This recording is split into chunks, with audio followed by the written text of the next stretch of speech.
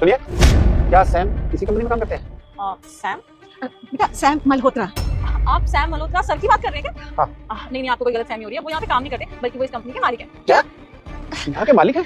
नालायक, ये ले अपने कपड़े और निकल यहाँ से। अरे कब तक हमारी छाती पे मूंग गलता रहेगा तू? हैं? कब तक हम तुझे बैठा के खिलाते रहेंगे? दुनिया के बच्चे पढ़ लिख के ना नौकरी कर रहे हैं, पैसा कमा रहे हैं, और एक तू है कि बस घर में पड़ा रहता। क्या तुझे नौकरी नहीं करनी है? तुझे नौकरी नहीं लगती? पापा मैं ट्राई तो कर रहा हूँ, जाता तो हूँ इंटरव्यू देने के लिए। अब जॉब नहीं लगती तो इसमें मैं क्या करूँ? ट्राई कर रहा, उससे काम चल जाएगा क्या? अरे कब तक हमारी पेंशन के पैसे में तू खाता रहेगा? हम बुढ़ापे में तुझे कब तक खिलाते रहेंगे? जब मैं घर से चला जाऊंगा तो रहूंगा कहाँ? देख, हमें कुछ नहीं पता तू कहाँ रहेगा। एक काम कर, यहाँ से निकल जा, और जब तक अपने पैरों पर खड़ा ना हो ना, हमें शकल मत दिखाना, समझ गया? चल निकल। आप दोनों को कुछ काम था सर से? हाँ बेटा काम था। क्या है ना कि हम लोग गांव से आए हैं तो एक काम था। उनको ये पैसे दे दोगे? ये 2 लाख रुपए हैं, आप ना सैम को दे देना। ये 2 लाख रुपए? आप दोनों कौन है? वो खैर बेटा, अब ये आप छोड़ो, हम कौन है क्या ना, बस हम बहुत जल्दी में ये 2 लाख रुपए आप सैम को दे देना। वो क्या है ना बेटा, हम उनके पड़ोसी है, उनके पड़ोस में रहते हैं। यहाँ पे आ जाए तो सोचा उनके पैसे देते चले। आप दोनों उनके गाँव से आए जी। हो?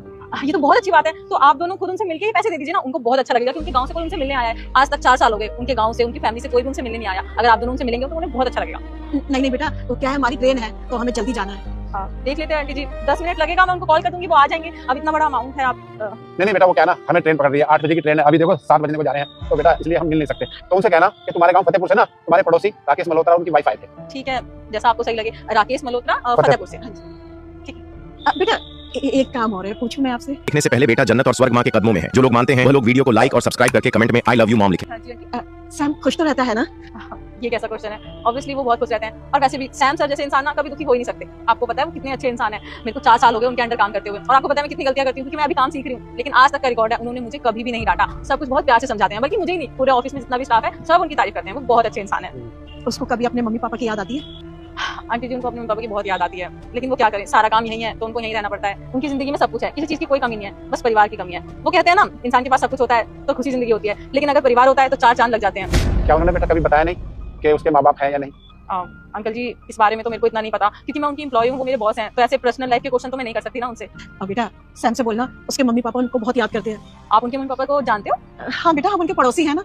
ये तो बहुत अच्छी बात है, मैं उनको बता दूंगी, और उनको बोलूंगी भी कि आपके मम्मी पापा आपको बहुत मिस करते हैं। थोड़ा टाइम निकाल के उनसे मिलिए आइएगा। चलते हैं बेटा।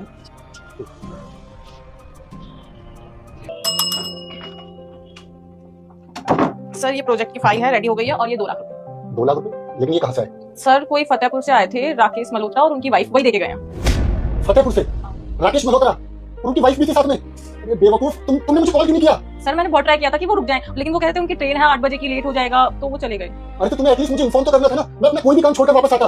कितनी देर हो गई उनको निकले हुए? रोकना तो चाहिए था, बैठाना था उनको। सुनो, मैं उनको लेने के लिए जा रहा हूँ, तुम एक काम करना, जो भी मेरी मीटिंग है सारी कैंसिल कर दो, और आज ऑफिस का काम तुम संभालो, ठीक है?